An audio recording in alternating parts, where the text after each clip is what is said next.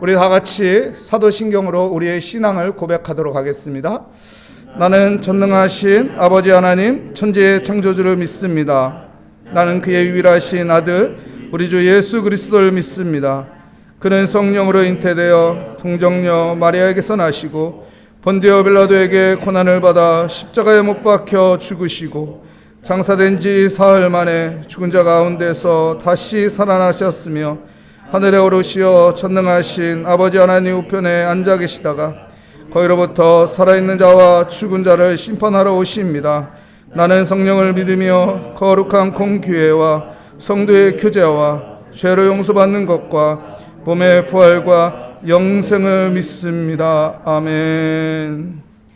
오늘 우리에게 주시는 하나님의 말씀은 느헤미야서 5장 6절부터 10절까지 말씀입니다. 제 성경으로 구약 성경 732면에 있는 느헤미야서 5장 6절부터 10절까지 말씀, 저와 여러분의 순서로 교독하도록 하겠습니다. 내가 백성의 부르짖음과 이런 말을 듣고 크게 노하였으나 깊이 생각하고 귀족들과 민장들을 꾸짖어 그들에게 이르기를 너희가 각기 형제에게 높은 이자를 취하는도다 하고 대를 열고 그들을 쳐서 그들에게 이르기를 우리는 이방인의 손에 팔린 우리 형제 유다 사람들을 우리 힘을 다하여 도로 찾았거늘 너희는 너희 형제를 팔고자 하느냐 더구나 우리의 손에 팔리게 하겠느냐 하매 그들이 잠잠하여 말이 없기로 내가 또 이르기를 너희의 소행이 좋지 못하도다 우리의 대적 이방 사람의 비방을 생각하고 우리 하나님을 경외하는 가운데 행한 것이 아니냐. 나와 내 형제와 종자들도 역시 돈과 양식을 백성에게 구워 주었거니와 우리가 그 이자 받기를 그치자. 아멘. 우리에게 문제가 생겼을 때 어떻게 해야 하는가라는 제목으로 하나님의 말씀을 증거하도록 하겠습니다. 느헤미야서 4장에 보면은 문제가 생겼어요. 어떤 문제죠? 외적인 문제예요. 성벽을 재건하는 데 있어서 방해자가 나타났습니다. 이 외적인 문제를 지혜로운 느헤미야는 어떻게 해결하나요? 기도함으로써 그 문제를 해결해 나갑니다.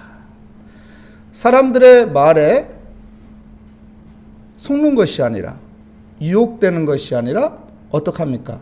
하나님을 바라보고 하나님을 의지하고 기도했더니 그 모든 것들이 풀어지게 되었습니다. 오늘 느헤미야서 5장에서는 내적인 문제예요. 외적인 문제가 아니고 내적인 문제입니다. 이런 내적인 문제들이 우리에게도 생깁니다. 이랬을 때 우리는 어떻게 이 문제를 풀어가야 하는지 오늘 성경에서 그것을 가르쳐주고 있습니다. 어떤 상황인가요? 어떤 상황이냐면은 예루살렘 성벽을 재건하고 있어요. 성벽을 재건하니까 많은 사람들이 예루살렘에 모이게 되겠죠. 많은 사람들이 집결하게 되겠죠. 그러면은 어떤 어려움이 생길까요? 사람들이 많이 모이는 곳에 어떤 일이 일어나나요? 여러분, 물가가 올라가게 돼 있어요. 많은 사람들이 사 먹잖아요. 그렇잖아요? 많은 사람들이 생활해야 하잖아요. 그러면은 물가는 자동으로 올라가게 돼 있습니다. 그것뿐인가요? 5장 3절 말씀에 보면은 흉년이 왔다고 해요. 흉년까지 덮치게 됩니다. 그런데 또 어떤 어려움이 있습니까? 5장 4절 말씀에 보면 세금을 걷어요. 세금. 페르시아 제국은 세금을 강력하게 걷어냈던 제국입니다. 그렇기 때문에 세금을 피할 수가 없어요. 여러분, 경제적인 어려움이 있습니다. 그리고 흉년이 왔습니다. 또 세금의 압박이 그들을 짓누르고 있어요. 얼마나 힘들겠어요. 그런데 더 큰 문제는 뭐냐면 내부적인 문제예요. 고리대금이 생긴 거예요. 이거를 1,000원 주고 빌려줬는데 나중에 10,000원에 갚으라는 거예요. 사람 죽이는 거죠. 여러분 생각해 보십시오. 내가 힘들어서 빌려 쓰긴 했는데 이거 갚으려고 하니까 이거 갚을 길이 없는 이 고리대금 현상이 일어나면 살만 나겠어요? 살만 안 나겠어요? 살만 안 나죠. 죽을 것 같죠. 이거 나 죽으라는 거죠. 그래서 어떡합니까?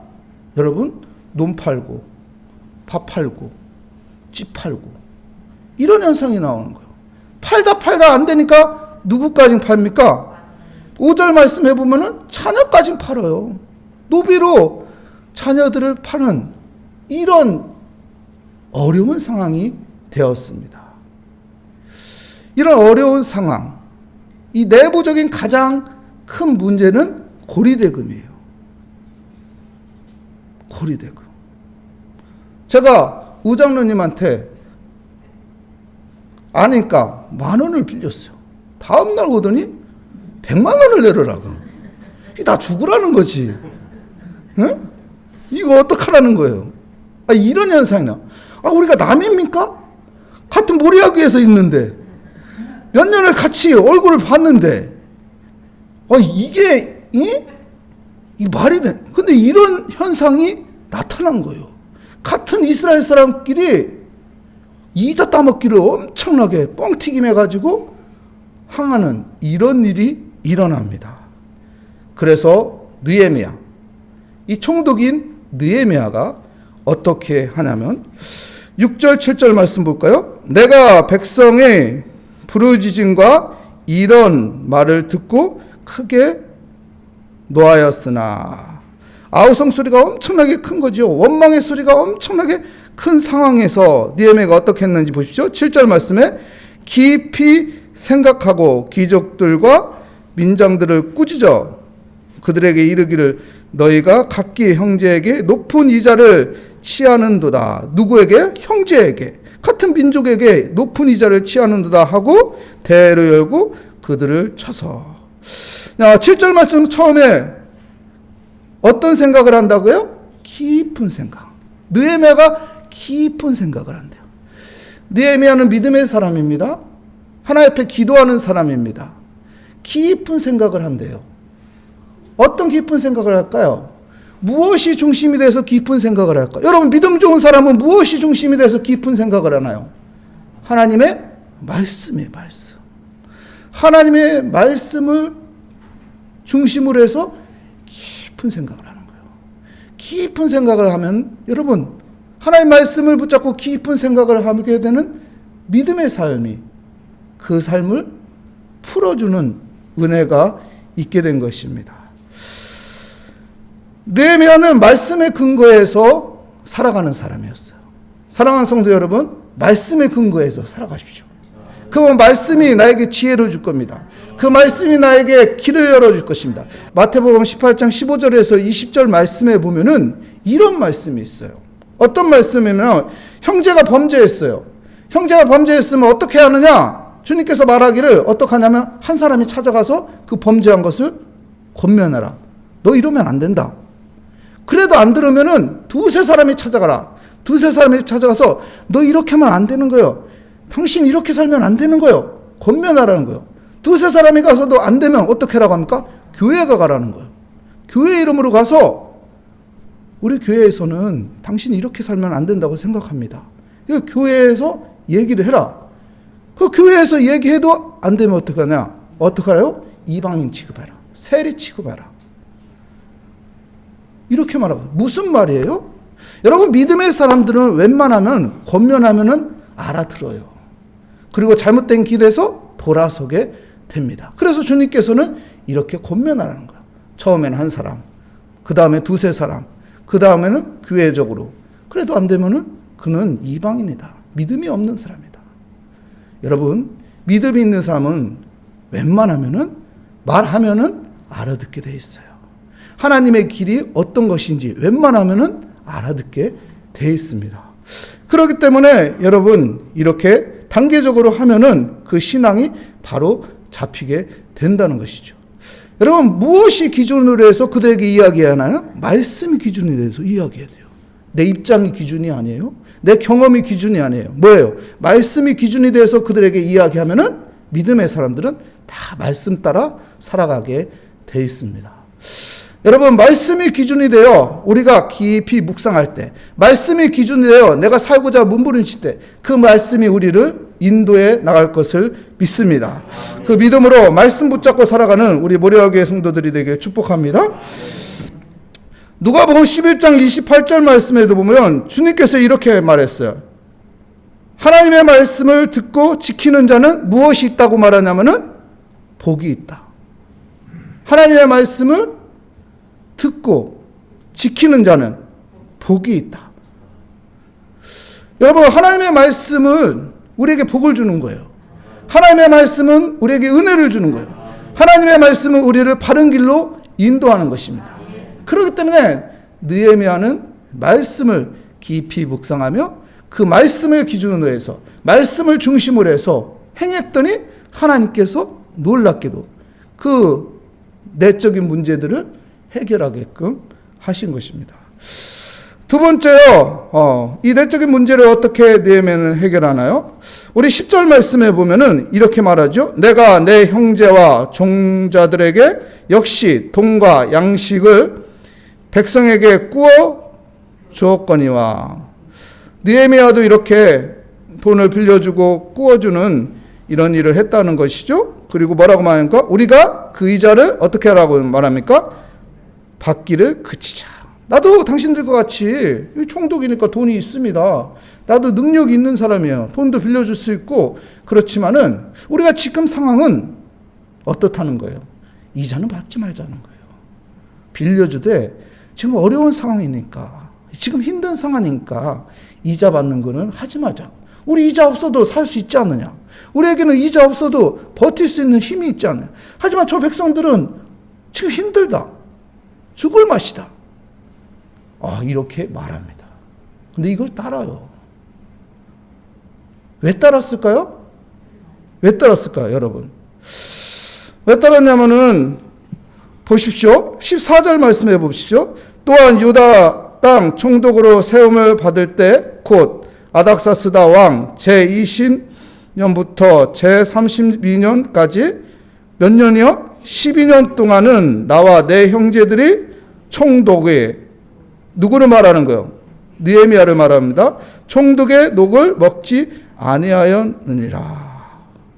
그리고 15절 말씀도 볼까요? 나보다 먼저 있었던 총독들은 백성에게서 양식과 포도주와 또 은 40세겔을 그들에게서 빼앗았고, 또한 그들의 종자들도 백성을 압제하였으나 나는 하나님을 경외함으로 이같이 행하지 아니하고.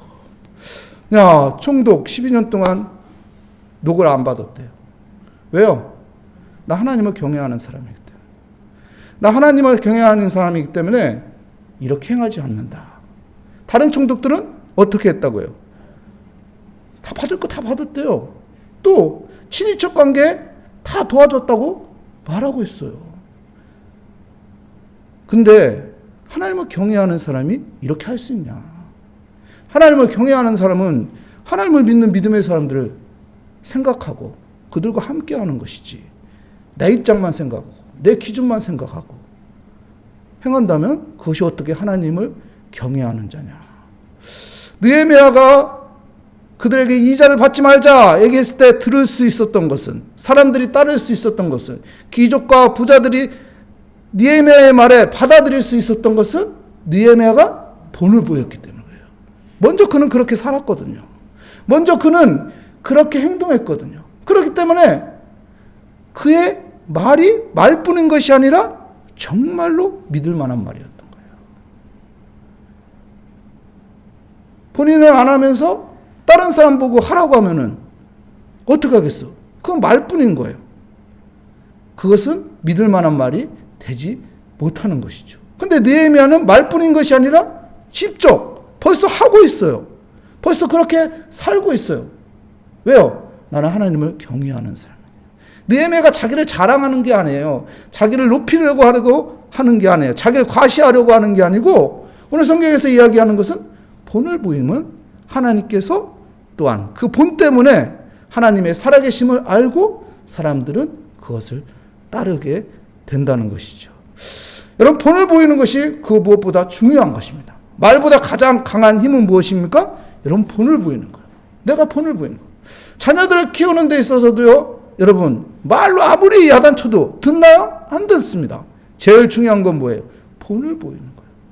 본을 보이며 살아갈 때 그게 제일 좋은 거라고. 그 본을 보이는 또한 우리의 신앙의 현장이 있으시길, 또한 우리 가정에서 본을 보이는 아름다운 모습이 있기를 축복합니다. 여러분, 문제가 있을 때 느헤미야의 해결 방법은 첫 번째 말씀이에요. 말씀을 깊이 생각하고 묵상했다는 것. 두 번째는 느헤미야가 먼저 본을 보이는 삶을 살았다는 것입니다. 마지막 세 번째는요, 우리 그 19절 말씀 볼까요? 19절 말씀에 보면, 네, 하나님이여, 내가 이 백성을 위하여 행한 모든 일을 어떻게 하라고 합니까? 기억하사 내게 은혜를 베푸소서. 내가 행한 모든 것을 기억하사 은혜를 베푸소서. 기도입니다. 기도인데 어떤 기도를 하고 있어요? 느헤미야는 행함이 있는 기도를 하고 있어요. 여러분, 우리가 잘 아는 야고보서 2장 17절에 보면은 행함이 없는 믿음은 죽은 믿음이다. 죽은 믿음이다. 행함이 있어야 돼요. 느헤미야는 자기의 행함을 하나님 앞에 보여주고 있습니다. 하나님, 내가 하나님을 경외해서 하나님의 사람답게 내가 본을 보이면서 하나님의 사람답게 하나님의 말씀을 기준으로 해서 하나님의 말씀을 중심으로 해서 내가 살았습니다. 이런 것들을 기억하시고 내게 어떻게 하라고 하냐면 은혜를 베풀어 주십시오. 이 나라에 은혜를 베풀어 주십시오. 그랬더니 하나님께서 정말로 은혜를 베풀어 주셔서 내적인 그 문제들을 다 풀어주십니다. 사랑하는 성도 여러분, 우리가 살아있는 믿음의 기도를 하기 위해서 여러분 모두 행함이 있는 우리의 기도가 돼야 돼요. 말뿐인 기도가 되면 안 된다고요. 말은 거창하게 하는데, 기도는 거창하게 하는데 삶은 그 기도 내용과 다르게 살고 있어. 그럼 하나님 어떻게 은혜를 베풀어 주겠어요? 느헤미야는 자신 있게 하나님, 내가 행한 것도 기억하시고 하나님 은혜 베풀어 주십시오. 행한 것에 합당한 하나님 은혜 베풀어 주십시오. 그랬더니 정말로 하나님께서 큰 은혜를 베풀어 주셨습니다. 오늘도 하나님 앞에 은혜를 베풀어 주십시오. 우리의 믿음을 하나님 앞에 올려드리며 기도하는 축복의 자리가 되시기를 축복합니다. 기도하겠습니다. 하나님 감사합니다. 오늘 또 우리는 기도의 자리에 나왔습니다. 느헤미야가 내적인 문제가 있을 때 하나님의 말씀을 중심으로 하나님 앞에 의지했습니다. 그리고 본을 보이는 행함으로 하나님 좋은 믿음의 영향력을 보여주었고, 하나님 앞에 믿음의 기도를 했을 때, 살아있는 행함이 있는 믿음의 기도를 했을 때 하나님께서 그 은혜를 베풀어 주셨는데, 오늘 또 우리는 행함이 있는 믿음의 기도로 하나님 앞에 나아가기 원합니다. 주님, 우리의 기도를 받아주시며 하나님께서 은혜 베풀어 주시옵소서. 주께 감사드리며 예수 그리스도의 이름으로 기도합니다. 아멘. 하늘에 계신 우리 아버지, 아버지의 이름을 거룩하게 하시며 아버지의 나라가 오게 하시며 아버지의 뜻이 하늘에서와 같이 땅에서도 이루어지게 하소서.